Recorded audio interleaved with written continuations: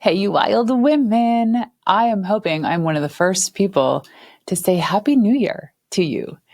Well, today, as we come up to the eve of a new year, there's lots that goes through our minds. And for me, it's really about the time of year with deep reflections.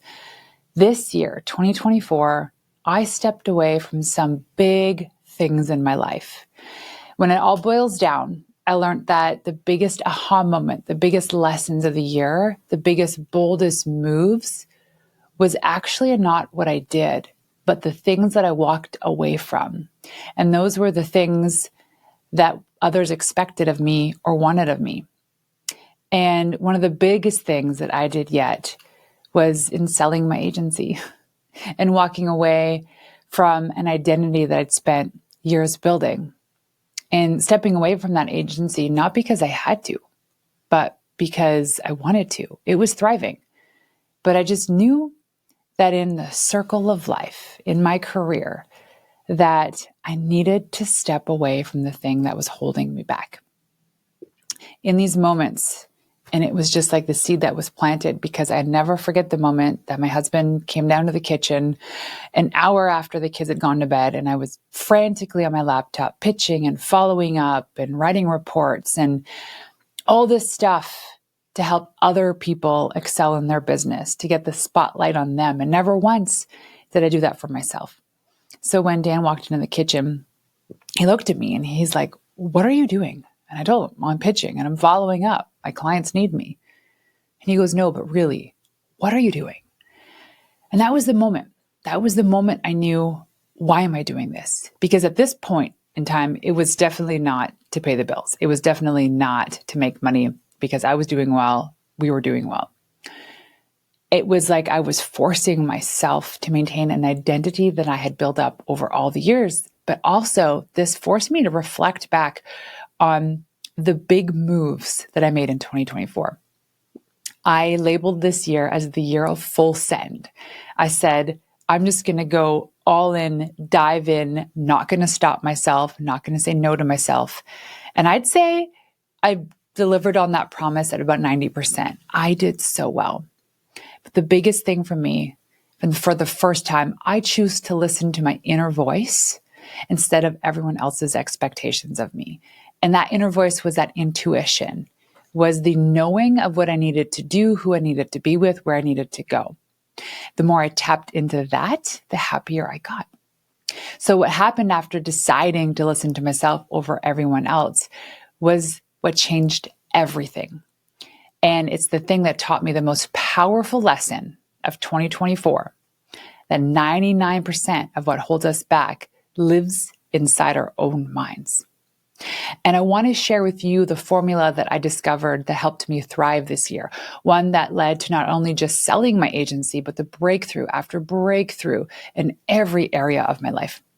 It started with understanding that growth isn't about what we need to add to our lives. It's about what we need to let go of. And here are a few things that helped me through the year that I hope you can take note of to help you through this next chapter, or maybe even this next year of your life, your business career. One was the personal growth and breakthroughs. I couldn't tell you all the amazing things that I did this year. I can just articulate that list. However, the list is easy to share. What isn't necessarily obvious and not easy to share was the work that I had to do in order to be able to achieve these things. So the biggest thing was a mindset shift that had a domino effect on my transformation. First, I want to start with my health. For years, I'm talking like 4 to 5 years, I was having stomach issues. Now, I've had stomach issues my whole life. In the 80s, the late 80s, I was hospitalized, had all these tests done. They couldn't figure out what was going on. And they told me, you'll grow out of it. Well, I decided that wasn't the case. That wasn't the prognosis that I wanted. So I went and I changed my life. The first thing I started as like an 8-year-old kid was changing my mindset over what was really happening. But as time progressed, and I got into my early 40s, these issues were getting chronic. I went to see the doctor. The doctor sent me for an MRI scan, a CT scan, blood work. They're like, there's nothing wrong with you. I had endoscopies twice, colonoscopies twice. I was put on PPIs, proton pump inhibitors, which help with lowering your stomach acid. all these things, but nobody ever was ever trying to put their finger on the cause. They were always just trying to put the Band-Aid on the symptoms, right? This is a problem with our healthcare system, is they want you to just roll through the office, get you in and out with a prescription in hand, with the hopes that you're going to stay alive, with the hopes that you're still going to stay sick, because that's what they want. They don't actually want to cure you. When I realized that the system was actually against us in terms of being healthy, this is when I created my own little health posse. I worked with 2 naturopathic doctors.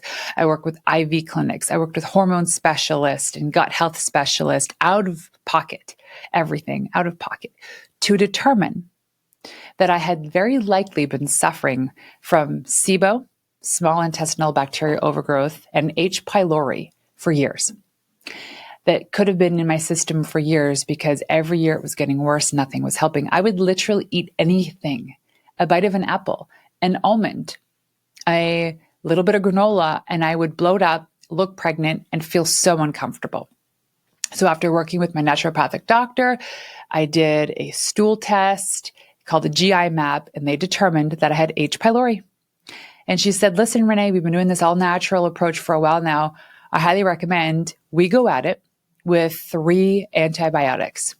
This is kind of goes against what a lot of people think of a natural functional medicine doctor would do, but there are circumstances when prescription medicine is beneficial. I'm not dissing that. It saves lives. I get it. But we know that it's overprescribed. And I go, I am sick of being sick. I'm sick of being tired. I'm sick of having vertigo and lethargy and not comfortable in my own body. What is wrong? So I did this over the course of 2 weeks, 3 antibiotics. And let me tell you, it was a game changer. The stomach issues went away. The bloating went away. The vertigo went, like all this. And here's the thing too. What I learned about H. pylori is that H. pylori inhibits your absorption of iron. And so I was chronically iron deficient, going for iron infusions every December for the past 4 years.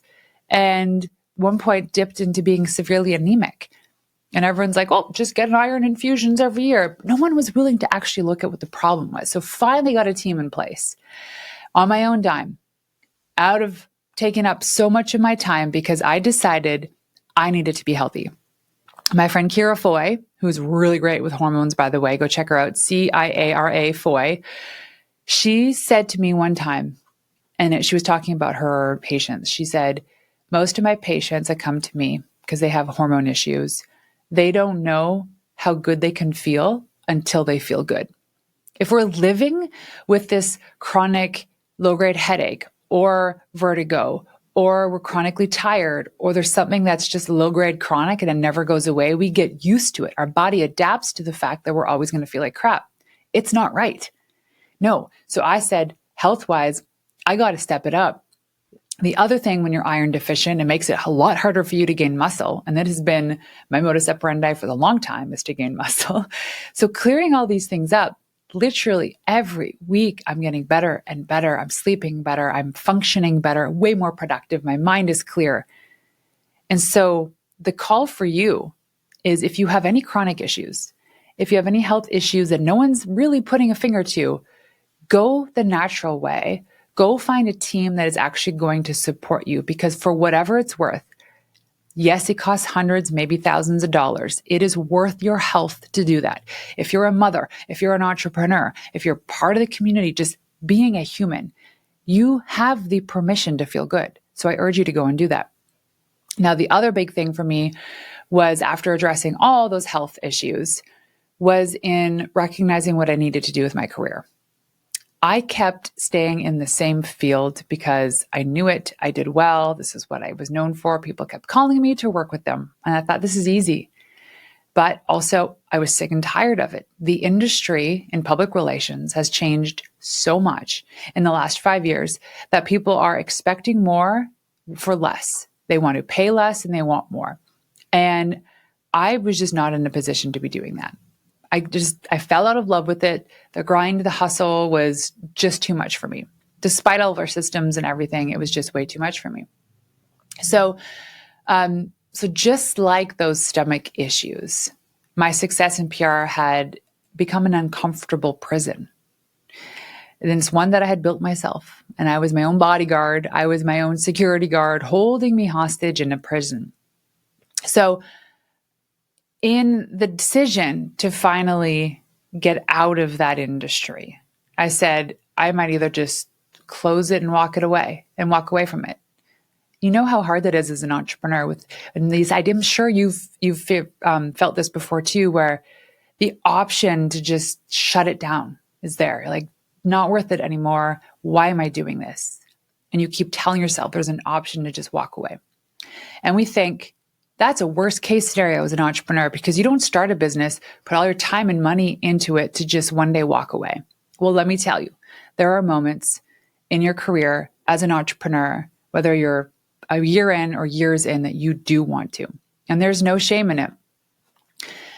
So I had planted the seed of intention that I needed to do something with this company without being completely dramatic about it.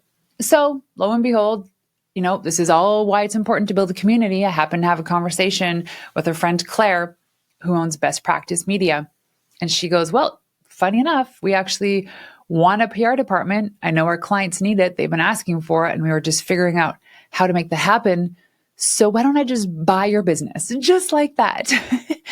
And conversations led to more and more. And then over the course of 5 or 6 months, we finally announced the acquisition. So now it's gone to a happy home. And at the time of this recording, it's early December. I am happy to say, because of my decision to be healthy, because of my decision to pursue a career that is fulfilling and in alignment with my purpose and mission, I've actually allowed myself to take a month off this month in December, a month sabbatical. I have not had this in my entire career. Even after my kids were born, I just jumped right back into work because I thought that's what I needed to do. My team needed me, my clients needed me. And so I thought I would just hold on to this grind forever until I retired.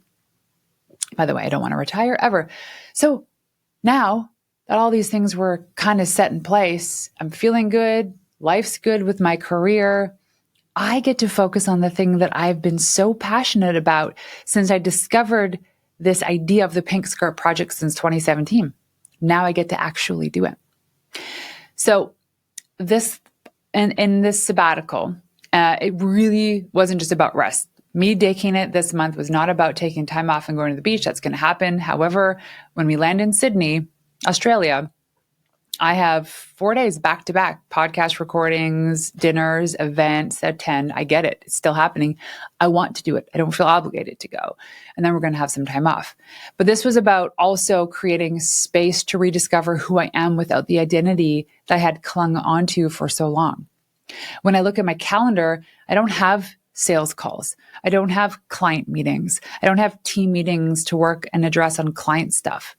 My calendar now has so much more space than it ever has had before, that the work I'm doing is 300% better, that the productivity coming out of me is like 1,000 times better because there's not little things taking up that space.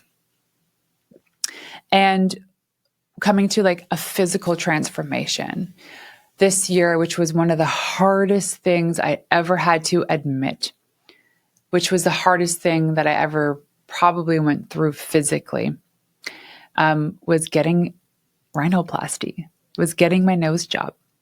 This had been something that I had wanted to do for 30 years, since the moments in grades 7 and 8 that I was bullied for the size of my nose, since all the accumulation of these little side eye smirks and comments about the size of my nose, finally said, you know what? There's one thing I'm going to change about myself. I've been wanting to do this since grade 7 and 8. I'm going to do it. And it was really important for me to have Dan on board, obviously for many reasons, but one being that I still want him to look at me with that same level of respect and admiration that he's had for years. And I went and I did it. And the recovery was quick. The conversations were something else. Leading into this, because I had been looking at this process for 5 years, finally made the decision, found the doctor. I looked all over the world, found this doctor who was in Vancouver. And I had told friends in passing, I could not tell my parents until 2 days leading up to the surgery. I was worried that they would disown me. I was worried that they'd be insulted because I came from them. And clearly the genetics were passed on to me. And their response was, you know what? Your mom and I talked about this, and we're surprised it took you this long to get this done. It's not that they didn't think it was beautiful. They just know me and knew that this is something that I would consider doing. And they weren't the only ones to say that. They weren't. A lot of people, most people said, Renee, that is amazing. Thank you for sharing the story. Way to do it. I got DMs from middle-aged men saying, hey, listen, I got a tummy tuck and nobody knows it. I've had other middle-aged men tell me all these other procedures they had that nobody knew about. By me simply sharing that I had got this done was, for me personally, and maybe selfishly, was to just get it out there and get it over with like a Band-Aid, because people are going to know I did something and now it's out there in the open. And if you want to talk crap about me behind my back because of it and make jokes about me, that's not on me, that's on you. You're a jerk. You're an idiot. And I will not be friends with people who have those comments. But why I wanted to share it was because I hoped to inspire other people to take those big, bold moves that they wanted to do for themselves. And I'm talking about plastic surgery, but if that's the case, that's the case. The idea was saying, hey, if there's this crazy big monster or thing that you want to tackle or you want to do for yourself, it could be moving, it could be breaking up with somebody, whatever it is, do it. People are going to pass judgment anyway. And at least you'll be in a position that you wanted to be in for the longest time. I hated my nose. I hid it. I did not want to be on camera. I would only be straight on because my profile, I did not like that. Now I love my nose. And I realized regardless of me getting my nose done or not, people were going to either make fun of my nose because it was big or make fun of me because I got it fixed. You can't win. And at least now I have the nose I wanted. And those people that are making those comments, and they exist for sure, 100%. Guess what? They're not my friends. They're not my friends. So I just encourage people to take those big, bold moves. So what do you got to do in next year? Who you got to call? What appointment you got to make? Who you got to let go of? Or who do you have to hire? What is it? And the last big thing for me, which was the massive breakthrough, was, because I'm an overthinker, you see, was travel. I have not interconnected so many close trips and events than I did in 2024. Now, when I look at 2025, oh my gosh, there was so much. Like this past year, we did trips to I did Florida and then Nashville, came home for 2 nights, and then went to Japan for 4 days and came home and then went straight to have my surgery. If you took Renee from 2 years ago and put her into the life she lives today, hell no, she would not be able to survive this. She would overthink all the things. What do I got to pack? Who's going to take care of the kids? All these things, because I overthink the worst case scenarios. And now I just know if I got my visa and I got my passport, I can go anywhere in the world and I'll be fine. I can get what I need. Who cares if I forget it at home? So as we lead up to this 1 month trip to Australia and Bali, I'm so chill. I'm I got the basics of what we need for our 16-hour flight, but anything beyond that, I'm cool if I need to buy it, or I'm cool if I don't have it. We will figure it out. Because nowhere in my memories of traveling were the positive memories wrapped around how great I packed my suitcase. You know what I mean? So these weren't just separate transformations from the career to the rhinoplasty to the travel, to stepping away from an industry I've been in and known for so long. They're all connected by one common thing. And that one thing is that letting go of who I thought I needed to be for others. If I maintained the course of what I thought was expected of me and what I thought others needed or wanted of me, I would not be a happy person. I did all these things for myself. And you know what? The more you do for yourself, the more you inspire others, because we all just want a happy mom. We want a happy wife. More importantly, we want to be happy with ourselves. And when you're happy, that it exudes that energy outwards and you make other people happier by default. So how about you focus on just being a happier human come 2025? So the big business milestone, let's talk about this because it was a big deal to sell your company. It's a big deal for it to land in great hands. This is what dreams are made of when it comes to entrepreneurship, impact, and making money. There's part of it that was actually more of a relief for me than anything else, which is crazy. But also know that it was, like I said earlier, it was a grind. It was a grind being in PR. It was a grind being an agency owner. And it's an industry I'll never go back in. And here's my word, I will never go back into it. So as I was letting go of old identities, something unexpected happened in all of this, right? When we create space, great things happen. My podcast, this podcast, Into the Wild, hit a top 1% podcast in the world. Then I moved into the Martell Media studio, where Dan, who is one of the fastest growing business accounts on social media, his team is here, being surrounded by this positive energy. My productivity increased by 300%. It inspired me also to host 2 masterminds, my first ever mountaintop mastermind at our place here at Big White in British Columbia, the Desert Heat Mastermind, which I piggybacked off my attendance at Lindsay Schwartz's event, Powerhouse Women, and the couples retreat that we co-hosted in Cabo, which we're now doing in Hawaii this year, and it's 2 times bigger. It's 2 times as awesome. Each success came not from pushing harder, but came from letting go of who I thought I needed to be. Isn't that crazy? Letting go of who I needed to be. That couples retreat in Mexico, first ever, in that room were people that have been happily married for 30 years. And there I was on stage sharing my success of my marriage, and I had only been married for 8 years. So if I look at it for like tit for tat, I would assume they should be the ones on stage telling me how to have a happy marriage. Turns out that is not the purpose of that retreat. We came in with a structure and agenda to talk about what works for us, and it was open dialogue and conversation. Everybody participated. So when I realized that it wasn't about my experience, because this is where like imposter syndrome comes in, but it was really about curating the room of the couples that wanted to help each other, that's when I knew there was way less expected of me. I was the curator. I was the energy creator and the energy maintainer, and I got to drop some knowledge bombs. But letting go of who I thought I needed to be for others was the biggest magical experience. And all of this too allowed me to launch the Pink Skirt Project. So if you go to thepinkskirtproject.com, early bird tickets, they end today, December 31st. Go get them. I finally understood that readiness comes from action, not preparation. Yes, preparation is important. You can be the most prepared person in the world with the perfect blueprint or the perfect pitch deck. But if you're not actually taking action, what is the point? It's preparation meets action. So all this too, I got to buy back the rights of my book to create a new and better version to share with you in 2025. So what is the breakthrough formula? Here it is. This is what I recognized. When I was journaling and reflecting back on 2024, I said, here is the through line to what helped me become more successful. And by the way, this work never ends. This work is constant. It keeps going. But here's the formula. Awareness plus ownership plus action equals transformation.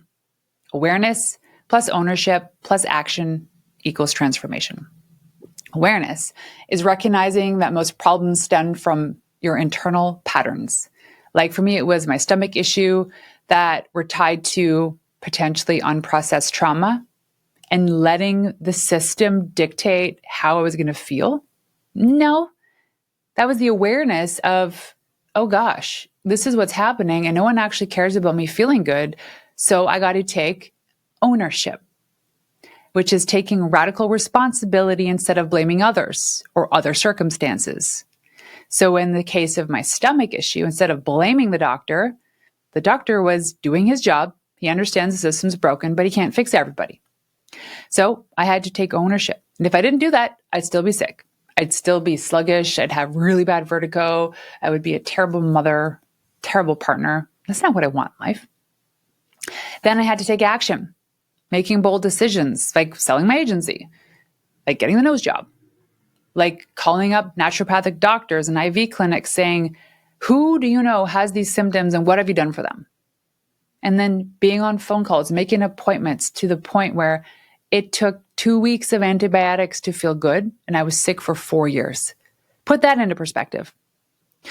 The transformation that came from that, it was creating lasting change through sustained responsibility. Knowing that if I start to feel those stomach issues again, because now we determined that I got those issues because I have low stomach acid, very likely something that I had been born with, and which is an easy solution to fix. So when I feel those symptoms coming back, I know, oh, there's the little gentle nudge to get back on track. So because the transformation happens, like if you've lost the 30 pounds, or you sold your company, or you conceived and had the baby that you wanted, there's the transformation that happened. It doesn't mean the work stops. It means that the work keeps going. You have to in order to get to that next plateau, to that next level, to that next chapter. So as I wrap up this incredible year, all of the trips, all the friends I made, all my new followers, and you, thank you for coming into my world. Here's what I know for sure. The biggest breakthroughs come when we stop doing what others expect and start listening to ourselves. Whether that's your business, your body, your beliefs, transformation starts with letting go. Let it go. This isn't about perfection. It's about progress. Every time you choose yourself, you create space for breakthrough. When I go and did my time audit of my calendar, and I said, all these meetings, no, no, no, no, no. I took every hour-long meeting, made them 30 minutes, and every 30-minute meeting was 15 minutes or canceled altogether. Because meetings are the biggest time suck. So when I started to claim back my time to be able to go to the gym when I wanted to be able to be with my kids when I wanted to, record these episodes whenever I wanted to, I started to feel more productive, to feel happier, more accomplished, like I've achieved more. It ultimately created more impact. I've ultimately been able to create, produce, and invent things that I never thought possible. So looking ahead to 2025, I'm excited to guide even more women through this formula. So if you're ready to stop living by others' expectations and start creating real transformation, I urge you to book a ticket to Kelowna, BC for June 12th, 2025. Come join me at the Pink Square Project. 300 women, one day, one room, massive, massive transformation. So remember, 99% of what holds you back lives in your mind. The breakthrough for you for this coming year comes when you decide to let it all go. So happy New Year's, ladies. Until next time, peace out.